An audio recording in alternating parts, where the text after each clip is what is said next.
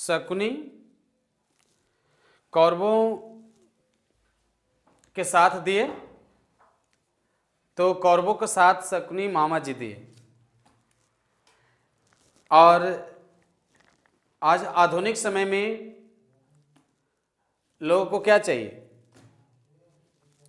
आधुनिक समय में लोग महाभारत के माध्यम से बहुत कुछ सीखते हैं और महाभारत में हुई घटनाओं के अवलोकन कर करके वे अपने जीवन को सुंदर रूप देते हैं।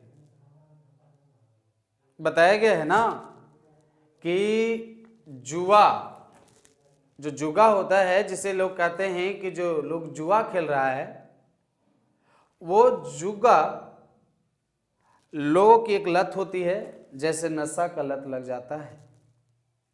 तो नशा में भी लोग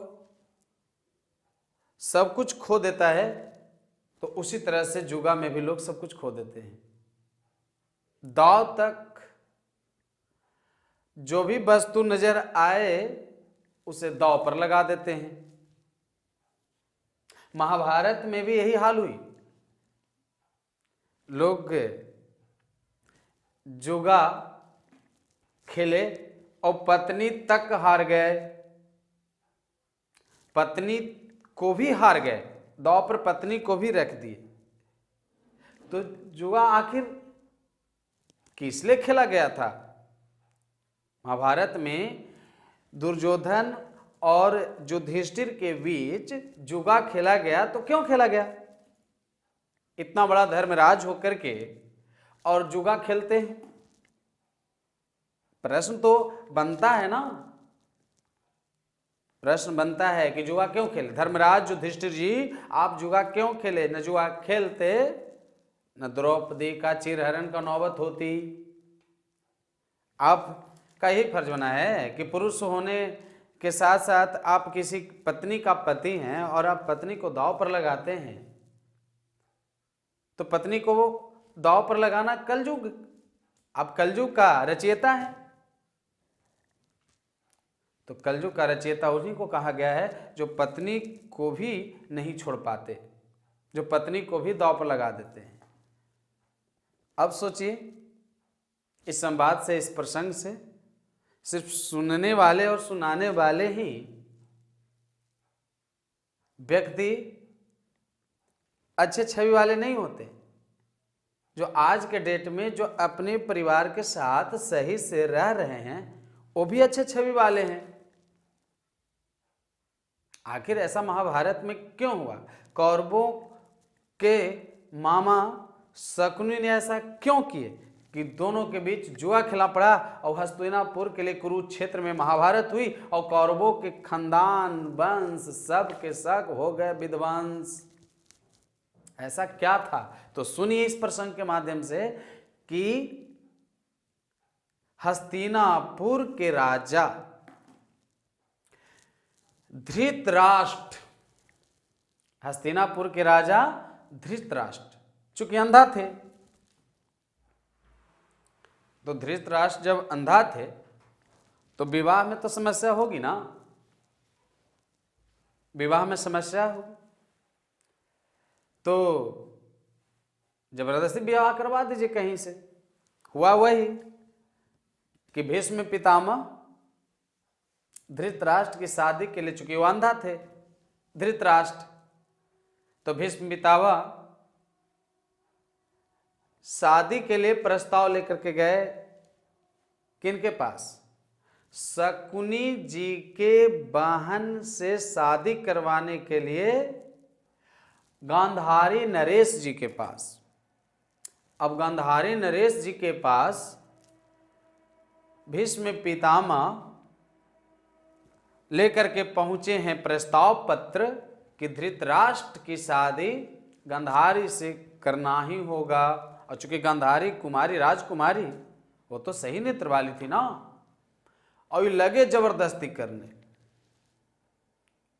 धृतराष्ट्र अंधा का शादी होगी गांधारी के साथ, और गांधारी कैसी कुमारी कन्या है, राजकुमारी है, और एक तरफ शकुनी की बहन है, सगी बहन। सगी बहन समझ रहे ना, अपनी बहन। तो शकुनी का अपनी बहन कौन थी? गांधारी। और गांधारी से शादी करने के लिए धृतराष्ट्र को गए, और धृतराष्ट्र चूंकि अंधा थे। अब इसमें शकुनी के पिताजी और शकुनी के बताइए अब लहर उठा कि ये कैसे होगा, दूल्हा अंधा रहेगा, शादी कैसे होगी, फिर ये कैसे जीवन चलेगा। लेकिन वो राजा था, धृतराष्ट्र राजा थे हस्तिनापुर का, धन पर हो जाएगी विवाह। किंतु इधर देखिए, गांधारी इस बात को जब सुनी तो गांधारी शादी के लिए राजी हो गई। देखिए, बाप भाई अलग फैसला और बहन अलग फैसला ले रही है, क्या कि चल हम शादी करेंगे। गांधारी की शादी भी हुई, पत्नी के रूप में भी रहने लगी, और गांधारी धृतराष्ट्र के जैसे अंधा रहने के लिए निर्णय ले ली, और आंखों पर काला पट्टी बांध ली गांधारी, और अपने पति के साथ जीवन यापन करना शुरू कर दी। किंतु इस बात को देखिए, एक परिवार के माध्यम से शादी विवाह हो तो एक अलग रूप होती है, और चूंकि यहाँ जबरदस्ती किया गया है तो दिक्कत तो होगी ही, दिक्कत तो तय है ना। अब हुई परेशानी, बाप भाई को तो परेशानी बहुत दिन तक होती है ना। आप आस पास में ही देखिए, हमारे कलयुग में बहुत सारा ऐसा रूप मिलेगा देखने को, मिलने का ही है देखने को। तो ऐसी स्थिति में परिवार का एक जो निर्णय होती है सर्वमान्य होती है, वो हर किसी की बात एक सामूहिक, एक सामाजिक परंपरा बन जाती है। अब शादी विवाह के बाद शकुनी और शकुनी के पिता गांधारी नरेश जो थे वो तकलीफ में रहने लगे, बड़ा चिंतित रहने लगे। लेकिन मरने का जब समय आया है, सुनिए, बड़ा संवाद रहस्यमयपूर्ण है। जब मरने का समय आया, जब टाइम आया, तो शकुनी के पिताजी शकुनी को बुलाए और बोले कि शकुनी मेरे बेटा, तुम जब तक हस्तिनापुर की क्षेत्र को विलीन नहीं कर दोगे, तब तक हमारा मरा हुआ आत्मा का शांति नहीं मिलेगा। इतना बड़ा घोषणा हो गई कि शकुनी, तुम हस्तिनापुर की गद्दी को भंग करवा दो, हस्तिनापुर की क्षेत्र को बर्बाद करवा दो, उसके हाथों से किसी और के हाथों में जिम्मेदारी दिलवा दो। ये बात को कह करके और इन्होंने शकुनी को संबोधित किए और बोले कि हम जब मर जाएंगे तो मेरी आत्मा का शांति तब मिलेगा। शकुनी चिंतित हो गए, कहा कि कैसे होगा पिताजी, ये हमसे कैसे संभव होगा। तो शकुनी के पिताजी, आप सुनिए, महाभारत का अध्ययन करते हैं तो सुनिए। शकुनी के पिताजी बोले कि कोई घबराने वाली बात नहीं है, जब तुम हमें शमशान घाट पे अंतिम संस्कार करोगे तो मेरी जो हड्डियां बच जाएगी, वो हड्डियां को तुम प्राप्त कर लोगे और हड्डियां को सुरक्षित रखोगे, और उसी हड्डी को तुम पासा बनाओगे, और वही पासा जिसको तुम जुगा में इस्तेमाल करोगे। और जब तक तुम पासा को अपने हाथों से चलाओगे, अपने हाथों से पासा भिगोगे, तो कभी तुम्हारा हार होने वाला नहीं है। ये बात को तुम स्वीकार करो और हस्तिनापुर को दूसरे के हाथे हवाला करवाओ। शकुनी खुश हो गए, कह कि ये तो अच्छी बात है, क्योंकि ये नाराज थे, क्योंकि बेटी को जबरदस्ती शादी हुआ था, बेटी को जबरदस्ती उठा करके लेकर के चला गया और शादी कर लिया, तो नाराजगी थी, इसीलिए ऐसा हुआ। कितना बड़ा रहस्य, कितना बड़ा बताइए तकलीफ होती है जीवन में।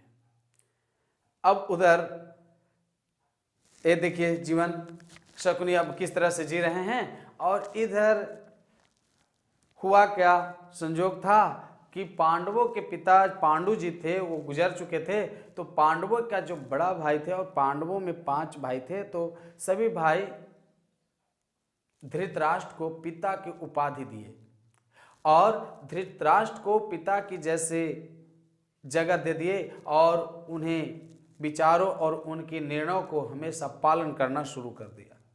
धृतराष्ट्र के सारे नियमों को पालन करने के लिए धर्मराज युधिष्ठिर भी इनके निर्णय को पालन करने के लिए तत्पर हो गए और कहे कि हमारे आप पिता तुल्य हैं, आप जो कहेंगे वही सब मान होगा। और धृतराष्ट्र के बात को मान करके इन लोग भी जीवन यापन करना शुरू कर दिए। लेकिन समस्या हुई कि जब कौरवों और पांडवों के बीच जब संपत्ति का जब बंटवारा होने लगा तो कौरव जो धृतराष्ट्र के 100 पुत्र में जो दुर्योधन थे वो सबसे बड़ा पुत्र था। छल कर दिया गया यहाँ। ये देखिए छल की स्थिति कैसे हुई। छल ये हुआ कि पांडवों को इंद्रप्रस्थ जैसे खेत जगह दे दिया गया जो बंजर था, बिल्कुल बंजर था। देखिए यहाँ पर कितना बड़ा बताइए माया जाल है और लोभ है छिपा हुआ कौरवों को। बताते हैं ना कि यदि छल है दिल में तो वह उभर ही जाता है। और इंद्रप्रस्थ जैसे आप ही को बताइए बालू वाला जगह दे दिया जाए खेती करने के लिए, कितना फसल उगा लीजिएगा।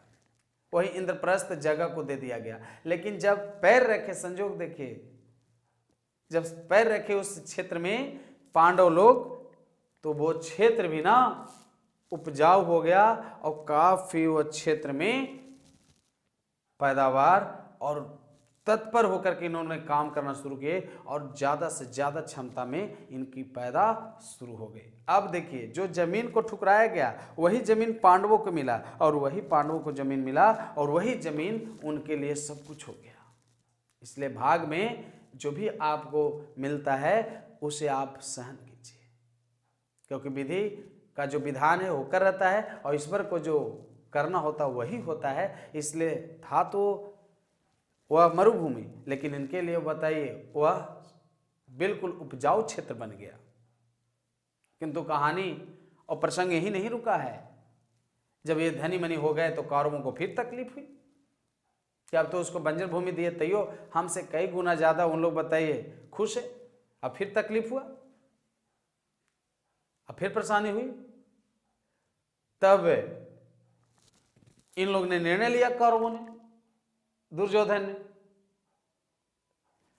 कि ऐसे नहीं होगा, उस क्षेत्र को हमें होना चाहिए। जो क्षेत्र को त्यागा था उस क्षेत्र अब हमें चाहिए। अक्सर आपस में देखे होंगे गांव गांव में, घर घर में परिवार बढ़ते हैं, जगह कुछ दबंग तबके के लोग होते हैं वो अपने मन से हिस्सा दे देते हैं अपने भाइयों को, और जब वो बेचारा मेहनत करके सब कुछ अर्जित करता है तो फिर वही जगह उनके लिए बहुत कुछ दिखने लगता है और वही जगह के लिए फिर लोग तत्पर हो जाता है। वही जगह को चाहता है कि वो जगह हमारे नाम से हो।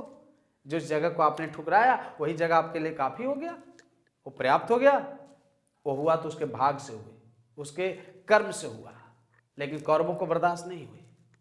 एक कलयुग का लोग है, ऐसे लोग को कलयुग का लोग कहते हैं। इसी को कलयुग का नाम डाला गया है। कलयुग और कुछ नहीं है, विचारी कलयुग है। और कलयुग का लोग ऐसे हैं। अब क्या हुआ कि अभी होगा कैसे, तो उधर शकुनी का सिलसिला जारी ही थी और शकुनी से मुलाकात हुआ और ये बात शकुनी को कहा गया कौरवों के द्वारा, दुर्योधन के द्वारा। अब शकुनी कहा कि तो ये तो आसान तरीका है, इस कौन भारी चीज है। उसको बुलाओ, पांडवों को बुलाओ, उसके बड़े भाई को बुलाओ, धर्मराज को बुलाओ और उसे जुआ खिलाओ। जुआ में वो हारते जाएगा, तुम जीतते जाना, आसान पद्धति है। दुर्योधन को हंसी छूटी और कहा कि ये तो आसान है। तब ये दुर्योधन सोचा कि तब वो जुआ खेलेगा मेरे साथ कैसे और हम जीतेंगे कैसे। शकुनी कहा कि तुम टेंशन क्यों लेते हो, हमें रहते जब हम हैं तो तुम्हें टेंशन लेने की कोई जरूरत नहीं है। हम जुआ में तुम्हें जीत दिलवाएंगे, विश्वास होगी। मामा पर किसको न विश्वास हो गया, लेकिन एक तरफ बर्बादी भी होगी। अब कह के तो वो जुआ में आएगा कैसे, जुआ में खेलने आएगा कैसे। तो दुर्योधन ने सोचा कि तब तो हमारे पिता धृतराष्ट्र का बात को पांडवों में बड़ा भाई धर्मराज मानता है, उनकी बातों को नहीं ठुकराएगा, क्योंकि पहले वो संकल्प ले चुका है। पहले ही वो संकल्प ले चुका है कि आप पिता तुल्य हैं, आपको पिता की जगह देता हूं और जो आप कहिएगा वो मैं निर्णय मानूंगा। जा करके अपने बाप, सुनिए बड़ा प्रसंग, अपने बाप को जाकर के बेटा बोलने लगा कि पिताजी युधिष्ठिर को जुआ के लिए प्रेरित कीजिए, और जुआ खेलेगा, हम उसके साथ जुआ खेलेंगे। और बाप भी देखिए कैसा आधुनिक बाप है कि उधर धर्मराज युधिष्ठिर को जुआ खेलने के लिए प्रेरित करेंगे और इधर अपना बेटा दुर्योधन को जुआ खिलवाएंगे। आप लोग को लग रहा हो कि युधिष्ठिर ना जुआ खेलते, तो जुआ बेचारे खेलते, वो तो जान ही रहे थे जुआ नशा सर्वनाश होता है। महाभारत से भी सीखिए। यदि आपको लत है तो आप प्रसंग के माध्यम से सुनिए और अपने जीवन में उतारिए। आपको कुछ नहीं बचेगा, आप घर परिवार को भी आप त्याग दीजिएगा और दांव पर लगा दीजिएगा, इज्जत नहीं बच पाएगी। और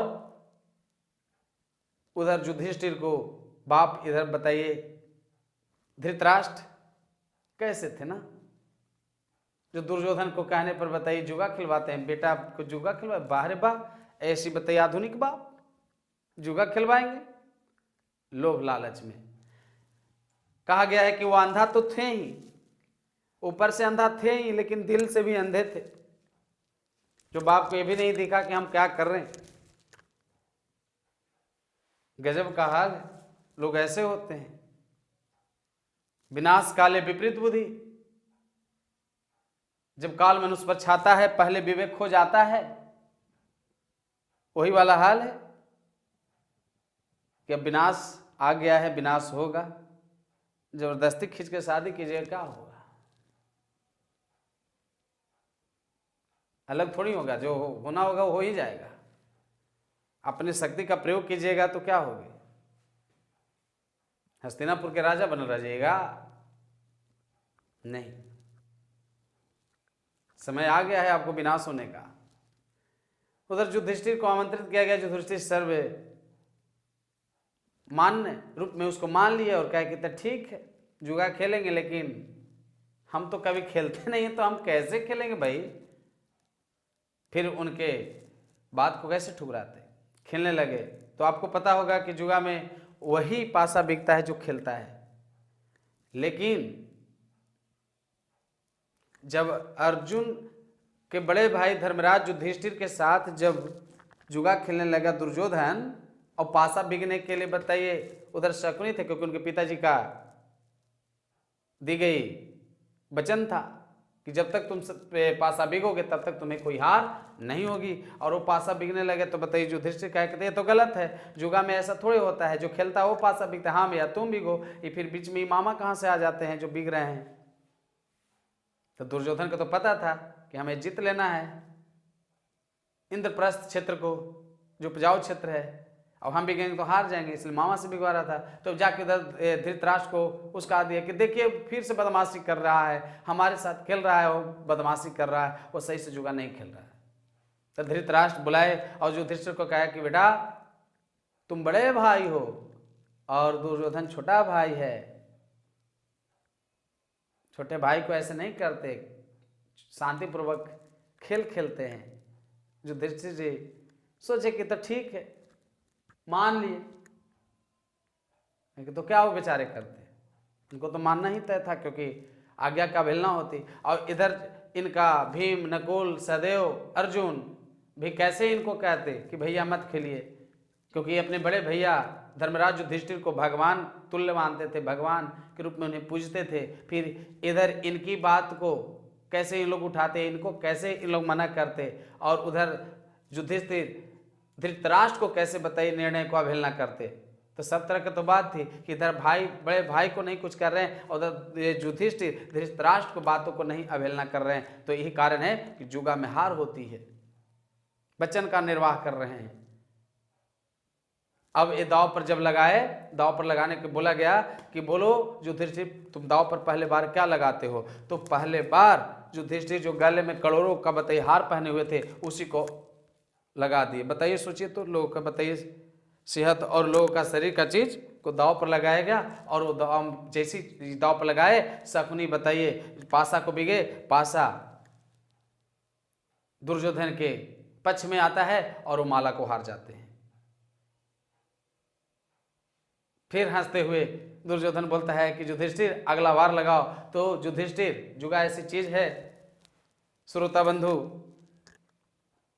जो आप प्रवचन कथा को सुन रहे हैं, तो आप इसे जीवन में खरा उतारिए, जीवन में इसे उतारिए और अपने जीवन को वास्तविक रूप दीजिए। कलयुग का आदमी मत बनिए। और दूसरी बार खजाना को भी दांव पर लगाया गया और उसको भी हार गए। अब तो बात था यहाँ पर बताइए उपजाऊ जगह छीनने का, जो इंद्रप्रस्थ था। और तीसरे बार में इंद्रप्रस्थ खेत वाले क्षेत्र को, जगह वाले को भी दांव पर लगा दिया गया। और इंद्रप्रस्थ जगह को भी जब दांव पर लगाया गया तो नतीजा ये हुई कि फिर पासा दुर्योधन के पक्ष में गया और उस जगह को भी हार गए। इंद्रप्रस्थ जगह को भी हार गए। अब तो और ठहाका मार करके हंसना शुरू कर दिए। कौन? दुर्योधन। ऐसी बाप जो बेटा को जुआ खिलवाए और जो विश्वास किया उसके साथ विश्वासघात कर रहे हैं। ऊपर से अंधा अंदर से अंधा, बाहर बा काबिले। ऐसा भी होता है पच विपच? नहीं। यही कलयुग का बताइए शुरुआत हो रही है। इसी को कलयुग कहते हैं और अलग कलयुग नहीं है, कलयुग यही है। उधर चौथे बार क्या हुआ कि नकुल को भी दांव पर लगवाए, इस तरह सदैव को भी, भीम को भी और अर्जुन को भी, और स्वयं लास्ट में युधिष्ठिर भी दांव पर लग गए। जो ऐसी ही होती है, जो अबरी में करते करते पूरे परिवार जुआ में हार गए। और उधर दुर्योधन, नकुल, सहदेव, भीम, अर्जुन सब को इतना बताइए महाप्रतापी, इतना शक्तिशाली, इतना ताकतवर वीर योद्धाओं को बताइए कपड़ा उतरवा करके लाइन में लगवा दिया। धन्य है ऐसी व्यक्तित्व जिसको पर शर्मिंदगी आती है मगर फिर धैर्य रख करके आगे बढ़ने का बात है। और सबको हाफ कपड़ा दे करके और सबको लाइन में लगवा दिया। युधिष्ठिर स्थिर हो गए कि अब तो मेरे पास कुछ है नहीं। तो फिर शकुनी कहता युधिष्ठिर याद करो, अभी तुम्हारे पास बहुत कुछ, अभी तुम जीत सकते हो। वाह, मन को बढ़ाया जा रहा है। अभी तुम्हारी पत्नी देखिए लास्ट में द्रौपदी अभी है, तुम उसको दांव पर लगाओ, अबरी में तुम जीत जाओगे। पासा उसके हाथ में है, बाप का वचन का, क्योंकि अपने बेटे को कैसे वो हारने देंगे और हस्तिनापुर को नष्ट करवाना है। काल आ गया है। पत्नी को लगाया गया दांव पे, पत्नी को भी हार ही गए, हार गए पत्नी को भी। ये 5 पांडवों ने ऐसा किए और धृतराष्ट्र के कहने पर इतना भी मीठा नहीं बनना चाहिए, इतना भी इस समझदारी का बात है कि समझदारी के तहत आप काम कीजिए। इतना भी मधुर बनिएगा तो आपको कुछ नहीं बचेगा। और यदि सीखना है तो महाभारत से बहुत कुछ सीखे और इस कथा प्रवचन के माध्यम से आप सीखे और इस प्रसंग के माध्यम से सीखे, हमारे चैनल के माध्यम से सीखे, हम सभी वक्ताओं के माध्यम से सीखे और साथ साथ शास्त्रों का अध्ययन कीजिए, सब कुछ मिलेगा। और हार गए। पत्नी भरी सभा में खड़ी है और देख रही है कि यहाँ ये ऐसी स्थिति है कि जहाँ गुरु द्रोणाचार्य हैं, भीष्म पितामह हैं, कौरव हैं, हमारे पति देव 5 पति जिनका सब के सब नतमस्तक हैं, किन्हीं में कोई ताकत नहीं है कि कुछ कर सकें। ये देख करके आश्चर्यचकित हो जाती है, कहती है हालात, और बोलती है युधिष्ठिर, अर्जुन, भीम, सदैव, नकुल, आप में ऐसे अधिकार कैसे थे कि हमें भी दांव पर लगाना पड़ा? आप जब हार गए थे तो हमें भी दांव पर लगाए, हमसे पूछे क्या हम पर अधिकार इतना भी ज्यादा मिल गया था तुम्हें कि तुम्हें दांव पर हमें भी लगाने के लिए क्षमता मिल गई और दांव पर लगाया और हार भी गया? कोई पत्नी को भी दांव पर लगाता है क्या? और भरी सभा में हमारा आज बेइज्जती हो रही है। लेकिन फिर भी कुछ क्षमता नहीं, क्योंकि वो तो हार चुके थे। और उधर देखिए दुर्योधन का कलयुग मैन, इसी को कलयुग का अवतार कहते हैं। बाहर कलयुग का अवतार दुर्योधन बुलवाता है, अपने जांग पर बैठाता है, स्त्रियों को ख्याल नहीं करता है और दुशासन को आवाज देता है जिसमें 10 हाथियों के बराबर ताकत है। 10 हाथियों के बराबर ताकत है दुशासन को, और उसे साड़ी खींचने के लिए बुलाता है। धन्य है भरी सभा में महिलाओं का इज्जत। को भी नहीं जो समझा, वो बर्बाद ना होगा तो क्या होगा, आबाद होगा। बर्बादी आ रही है। ये तो इंसान होकर के तंग कर रहा है, लेकिन भगवान सब देख रहे हैं लीला कि कौन क्या कर रहा है।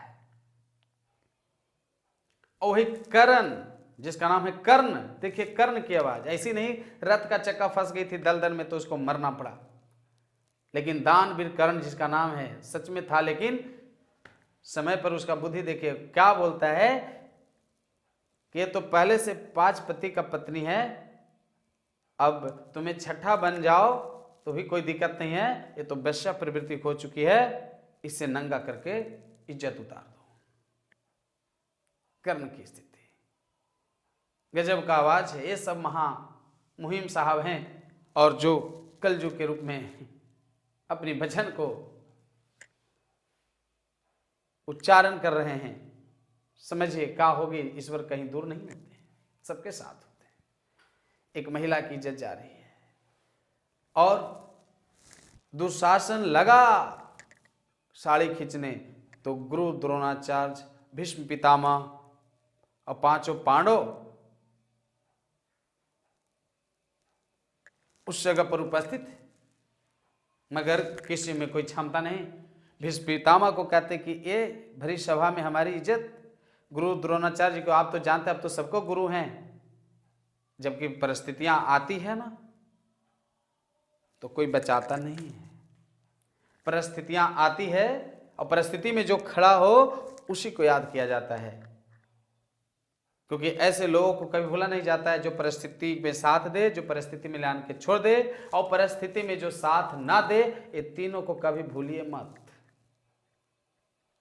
और वही हुई परिस्थिति आया तो कोई नहीं साथ दिए। अंत में पांडवों को याद करते हैं कि तो आप सबको रहते हमारी इज्जत जा रही है, इसका भी ख्याल करोगे। जब किसी में कोई क्षमता नहीं दिखा तो सोच गई कि यह जो भीड़ है, ये जो सभा है सब मुर्दों का सभा है, मृत लोगों की सभा है, जिसमें कोई क्षमता नहीं है बचाने का इज्जत, तो यह सब जिंदा नहीं, मृत रूपी, ये संसार में सब पड़ा है, सब मुर्दा है, सब मरा हुआ है। तब ये अपने भाई के रूप में श्री कृष्ण जी को याद करती है, और श्री कृष्ण भगवान को हाथ जोड़ करके दोनों हाथ से जैसे अभिवादन करती है, याद करती है, और श्री कृष्ण जी उस समय हाथ जोड़े इंतजार में रहते हैं कि बहन कब हमें याद करेगी और हम उसको इज्जत बचाएंगे। और अंत में गिरधर गोपाल जी को याद करना पड़ा, और वो दौड़ते दौड़ते उस समय रुक्मिणी उन्हें खाना खिला रही थी, फिर भी खाना रोटी छोड़ करके वो दौड़े और दौड़ करके आए, और उनके शरीर पर जो दुशासन जो खींच रहा था, साड़ियों की भंडार हो गई, साड़ियों की कोई कमी नहीं रहा, लेकिन दुशासन को अब खींचते खींचते पसीना आ गई, पानी पानी हो गया, और उससे अब खींचा नहीं जा रहा है, और बोल रहा है कि नारी बीचे साड़ी है कि साड़ी बीचे नारी है, नारी बीचे साड़ी है कि साड़ी बीचे नारी है, साड़ी ही की नारी है कि नारी ही की नारी है, ये बात को बोल रहा है। और